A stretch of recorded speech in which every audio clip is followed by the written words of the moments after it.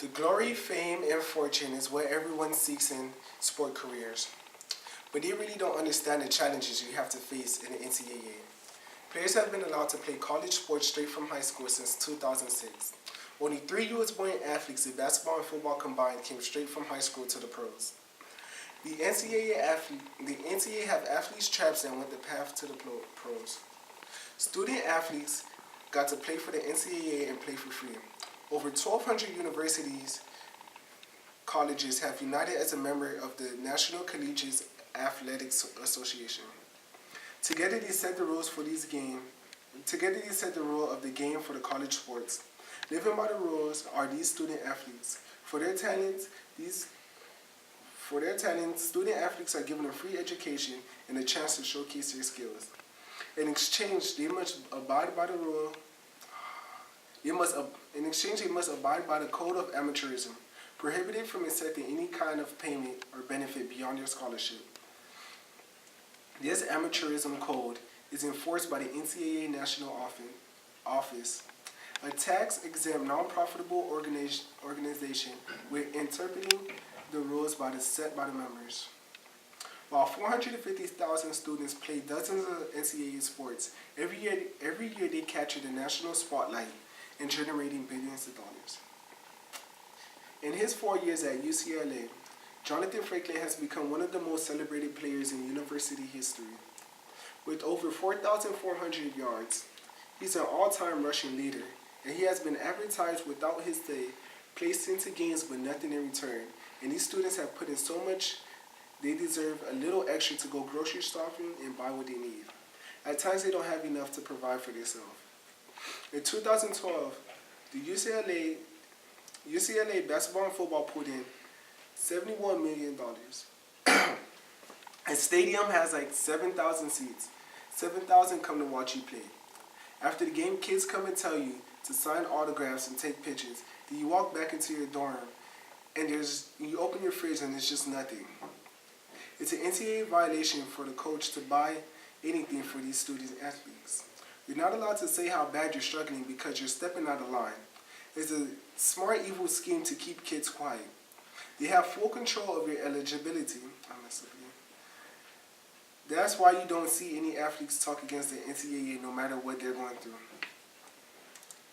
College sports is a big business. Every year the university is paying the kids, putting over $12 billion. Where do the riches come from? Ticket sales, $1.6 billion. Donation, $1.5 billion.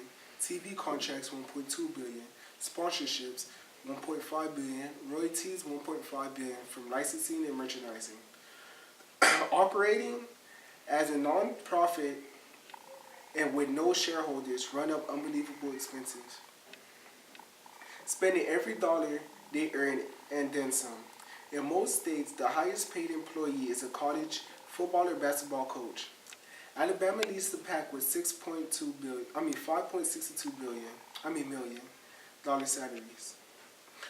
Return for it all, these athletes are promised something priceless, a free education. Now imagine you in college sports questioning if you're going to make it into another year, because if you don't live up to the coach expectations, you're cut off and all the connections with the college is lost. They want you to dedicate your whole life to something that you don't even know if you're going to make it in. Players are struggling, that's what they don't tell you. They call you a student athlete, so you're not able to sue against them for anything that happens while you're playing sports. It's important to remember billions of dollars are getting generated by the players, and coaches are getting $5 million each. It's the reason why they have 10 assistant coaches, large stadiums, and everything else because of the players.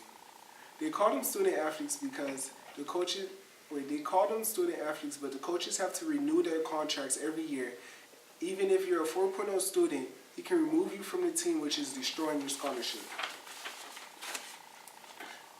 But there are many pros to being a student athlete. Hey, you don't have to know how to read and write. The coaches will give you paper classes. Paper classes are given by the coaches with no attendance. You're handed a paper with the assignment and off you write. You give the paper to the coach and you're given anywhere from an A to a B, allowing the coaches to boost up the gap to to boost up your GPA to stay eligible. On the daily news, UNC tutor reveals pitiful 10 census paper that earned a football player an A-. Williams said the Rosa Parks paper, which ran about 10 sentences long, was an example of the kind of work students were doing in these scam courses. The main focus is football, not to know how to read and write. You're in college giving your all to maintain a 4.0, putting all the effort your body holds. But these student athletes grades are just handed to them. Not knowing the competition is extremely fierce for these college athletes to make it to the pros. For football, a fraction of percent actually even get considered for this elite honor. The NFL would just invite 310 college athletes to try out for the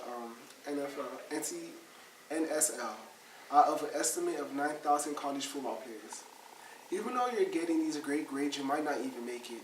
Northwestern University is one of the biggest movements in Northwestern University is making one of the biggest movements in university history and what people have been fighting for years, making student athletes employees.